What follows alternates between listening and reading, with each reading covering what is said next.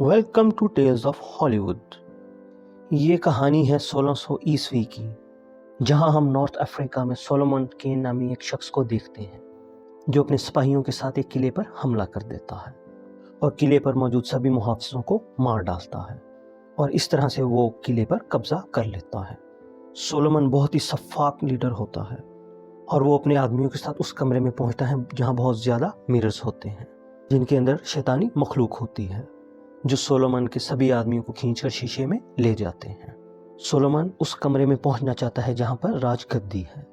वो लगातार कमरे की तरफ बढ़ता रहता है और आखिर कमरे में दाखिल हो जाता है और अचानक से दरवाज़ा बंद हो जाता है और उसके सभी आदमी बाहर रह जाते हैं।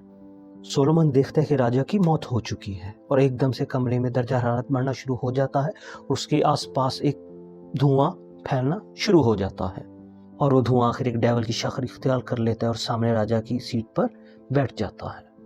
दरअसल वो शैतान सोलोमन की रूह को अपने साथ ले जाने के लिए आया होता है, क्योंकि सोलोमन ने यहाँ कई लोगों को बेरहमी से मारा होता है। इसीलिए वो सोलोमन की रूह को शैतान के पास ले जाना चाहता है। वो सोलोमन के ऊपर हमला करता है, लेकिन इससे पहले कि वो सोलोमन को मार पाता, सोलोमन खिड़की से छलांग लगाकर यहाँ से भाग जाता है। इसके एक साल बाद हम इंग्लैंड में एक चर्च का एक मंजर देखते हैं जहाँ पर सोलोमन है।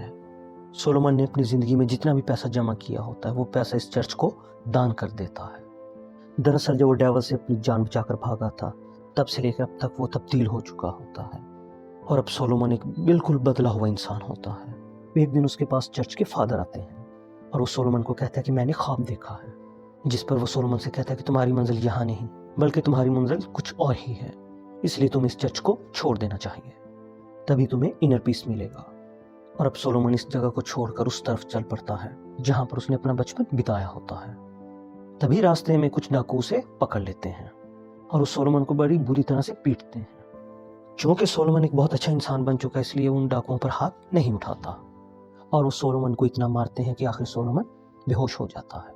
और जब सोलोमन को होश आता है तो खुद को एक गाड़ी में मौजूद पाता है जिसमें एक फैमिली होती है जो मगरिब की तरफ जा रही होती है। सोलोमन के सामने एक लड़की होती है जिसका नाम मेरिडिथ होता है और जो सोलोमन का ध्यान भी रख रही होती है। दरअसल जब डाकुओं ने सोलोमन को मरने के लिए छोड़ दिया था तो यही लड़की सोलोमन का ख्याल रखती आ रही थी।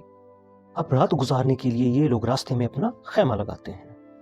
सोलोमन ख्वाब में अपने बचपन को देखता है जहां पर उसका बड़ा भाई एक लड़की को तंग कर रहा होता है। सोलोमन उसे मना करता है, जिस वजह से दोनों भाइयों के दरमियान झगड़ा शुरू हो। गलती से अपने भाई को धक्का दे देता है, जिससे उसका भाई बुलंदी से गिरकर समुद्र में गिर जाता है और मर जाता है। अब सोलोमन जाग जाता है। अब वो मेरिडिथ के पिता के पास जाता है और उसे अपनी सारी सच्चाई बताता है। सोलोमन अपने पास्ट के बारे में सब कुछ बता देता है कि वो पास्ट में क्या था, लेकिन अब मैं बिल्कुल बदल चुका हूँ और मैं अपनी रूह को पाक रखना चाहता हूँ। तो मेरिडिथ का पिता कहता है कि बस तुम अब सच्चाई के रास्ते को कभी मत छोड़ना। सोलोमन नोट करता है कि मेरिडिथ का परिवार बहुत ही अच्छा परिवार है, इसीलिए सोलोमन उस परिवार के साथ घुल मिल जाता है। सोलोमन इस खानदान के साथ आगे बढ़ते हुए एक कबीले तक पहुंचता है जिसे पूरी तरह से जला दिया गया होता है। वहां पर एक छोटी लड़की होती है जो बच्ची होती है। ये उस बच्ची को अपने साथ रख लेते हैं और उस बच्ची से पूछते हैं कि यहाँ पर क्या हुआ था। वो नन्ही लड़की बताती है कि हमारे यहाँ एक विच को लाया गया था जिसे सब लोग जलाकर मारना चाहते थे और जो लोग भी उसकी मौत का तमाशा देखने के लिए यहाँ पर आए थे वो सभी मारे जा चुके हैं। मेरिडिथ की मॉम को ये सुनकर बहुत दुख होता है। वो उस नन्ही बच्ची से कहती है कि तुम्हें उन सब के लिए दुआ करनी चाहिए, लेकिन वो नन्ही बच्ची प्रे करने से मना कर देती है, जिस पर सोलोमन को उस पर शक हो जाता है। सोलोमन अपना क्रॉस निकालकर उस नन्ही बच्ची के करीब जाता है और अगले ही पल वो नन्ही बच्ची अपने असल रूप में आ जाती है। दरअसल ये एक चुड़ैल होती है, शैतान होती है। वो सोलोमन के हाथ पर एक काला निशान लगाकर कहती है कि डेविल तुम्हारा इंतजार कर रहा है, और यहाँ से चली जाती है। सोलोमन को कुछ समझ नहीं आ रहा होता कि इसके हाथ पर ये निशान क्यों है और वो चुड़ैल ये निशान बनाकर क्यों गई है। तभी वो अपने सफर पर आगे बढ़ते चले ही जाते हैं। तभी सोलोमन को डाकुओं की एक टोली दिखाई देती है जिनका सरदार मालाची होता है। दरअसल ये शैतान का पुजारी होता है और उसकी सेना पूरी तरह से इसके कंट्रोल में होती है, इस मास्कमैन के। मालाची मेरिडिथ के परिवार को देख लेता है। मालाची मेरिडिथ के भाई को चाकू की नोक पर रख लेता है। सोलोमन भी वहां पर पहुंच जाता है और उस आदमी से कहता है कि उस बच्चे को छोड़ दो, लेकिन वो मेरिडिथ के भाई को मार देते हैं, जिस पर सोलोमन को बहुत गुस्सा आ जाता है। आसमान की तरफ देखता है। सोलोमन खुद से कहता है कि वो तलवार चलाएगा और इसके बाद वो मालाची के कई साथियों को मार डालता है और वो मेरिडिथ के पिता के पास जाता है जो अपनी जिंदगी की आखिरी सांसें ले रहे होते हैं। मेरिडिथ का पिता कहता है कि सोलोमन अब तो मेरी बेटी को बचा लेना, और सोलोमन उसे बचाने की कसम खाता है। इसके बाद वह हथियार लेकर और घोड़े पर बैठकर मलाची के लोगों का पीछा करता है और उसके कई लोगों को मार डालता है। लेकिन मलाची के लोग मेरिडिथ को अपने साथ लेकर निकल जाते हैं। सोलोमन अगले कई दिनों तक मेरिडिथ को ढूंढता रहता है और एक दिन वो ढूंढते ढूंढते मेरिडिथ को एक बहुत पुराने चर्च की तरफ चला जाता है, जहां पर चर्च का फादर पहले तो उसके ऊपर हमला कर देता है क्योंकि उन्हें लगता है कि ये भी एक शैतान है। लेकिन जल्द ही उन्हें पता चल जाता है कि सोलोमन एक अच्छा इंसान है। वो सोलोमन को चर्च के नीचे बेसमेंट में लेके जाता है। यहाँ पर बहुत ज्यादा ऐसे लोग होते हैं जो अपने आप में नहीं होते। दरअसल मलाची ने इन सबको शैतान बना दिया होता है क्योंकि वो शैतान का पुजारी होता है।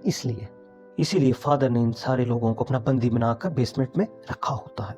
समझ जाता है कि चर्च के इस फादर की दिमागी हालत बिल्कुल भी ठीक नहीं है। लेकिन इससे पहले कि वो कुछ समझ पाता कि अचानक से सोलोमन को धक्का देकर उन शैतानों के बीच में फेंक देते हैं। सोलोमन अपनी तलवार निकालकर उन सबका मुकाबला करता है और बेसमेंट से बाहर निकल आता है कि अचानक वही डाकू उसके सामने आ जाते हैं जिन लटोरों ने पहले भी उसे लूटा था। दरअसल अब ये सब मलाची के लिए काम करते हैं, सोलोमन के ऊपर हमला करते हैं। लेकिन अब ये सोलोमन के सामने टिक नहीं पाते और अब सोलोमन उनके सरदार से पूछता है कि मुझे बताओ मेरिडिथ कहाँ है। वो कहते हैं कि मेरिडिथ मारी जा चुकी है। सोलोमन इस बात से पूरी तरह से टूट जाता है। सोलोमन इनके सरदार को बेसमेंट में फेंक देता है जहाँ पहले से शैतान होते हैं। सोलोमन एक बार में जाता है और वहाँ शराब पीना शुरू कर देता है। तभी वहाँ पर एक आदमी आता है जो सोलोमन को पहचान जाता है, जो कभी सोलोमन के साथ काम किया करता था। वो सोलोमन से कहते हैं कि मैं मलाची के साथ जंग करनी चाहिए क्योंकि मलाची एक शैतान का पुजारी है। हम मलाची को हरा सकते हैं, हम आपके साथ काम करने के लिए तैयार हैं।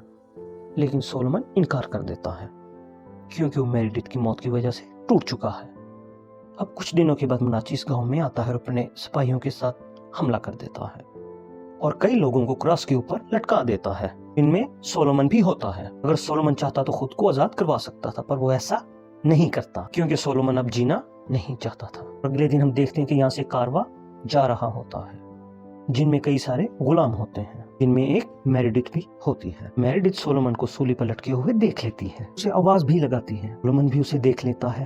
सोलोमन जान जाता है कि मेरिडिथ भी जिंदा है। अब सोलोमन अपनी उस कसम को पूरा करना चाहता है जो उसने मेरिडिथ को बचाने के लिए खाई थी। वो अपने आप को सूली से छुड़ा लेता है और नीचे गिर जाता है। लेकिन वो इतना कमजोर है कि वो अब लड़ नहीं सकता। इससे पहले कि मलाची के आदमी उसे मार पाते कि तभी सोलोमन का वही पुराना साथी सोलोमन को बचाकर वहां से ले जाता है। जल्द ही सोलोमन सेहतमंद हो जाता है। जल्द ही उन्हें पता चल जाता है कि मलाची बहुत पुराने महल में है। महल किसी का नहीं बल्कि सोलोमन के पिता का होता है। सोलोमन कहता है कि मुझे तो बिल्कुल भी नहीं मालूम कि मेरा पिता जिंदा भी है या नहीं, लेकिन ये किसी भी तरह से मलाची को मारकर मेरिडिथ को बचाना चाहते हैं। इसीलिए सोलोमन अपने साथियों के साथ महल के पीछे के दरवाजे से महल में दाखिल हो जाता है।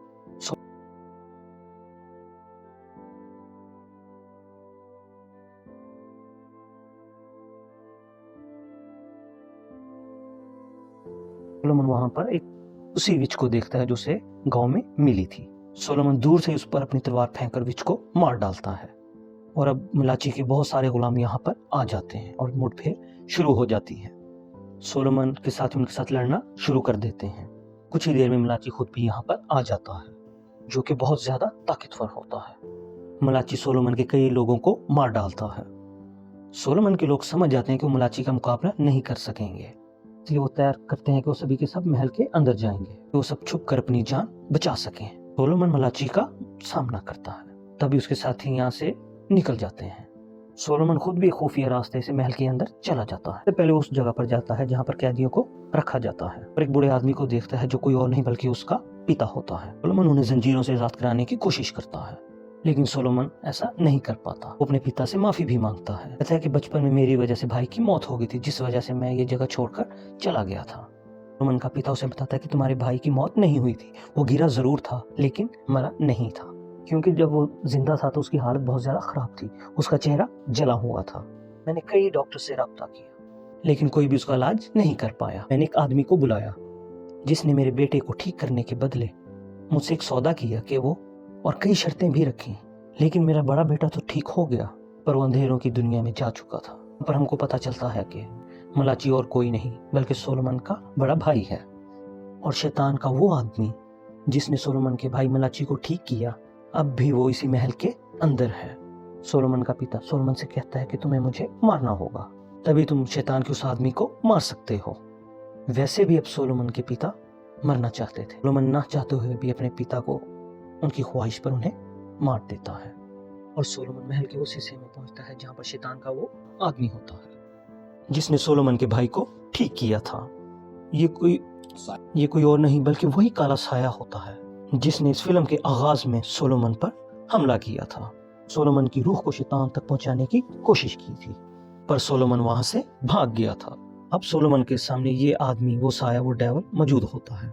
सोलोमन उस पर हमला करता है, लेकिन वो काला साया बनकर गायब हो जाता है। सोलोमन देखता है कि मेरेडिथ केज के अंदर बंद है। सोलोमन केज के पास जाकर उसका ताला तोड़ देता है। तभी पीछे से मलाची आकर सोलोमन पर हमला कर देता है।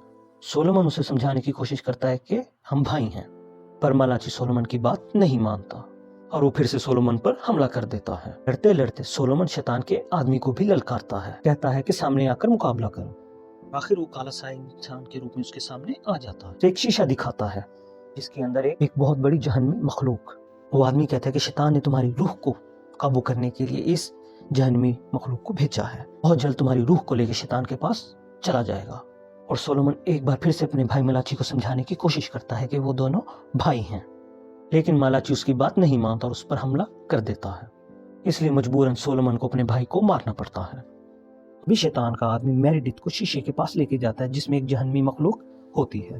वो मेरेडिथ का खून उस पर डालता है, जो कि एक पाकीज़ा खून होता है, जिससे वो दरवाजा खुल जाता है और वो जहन्नमी मखलूक बाहर आ जाती है, जो सोलोमन को मारकर उसकी आत्मा को यहाँ से ले जाना चाहता है।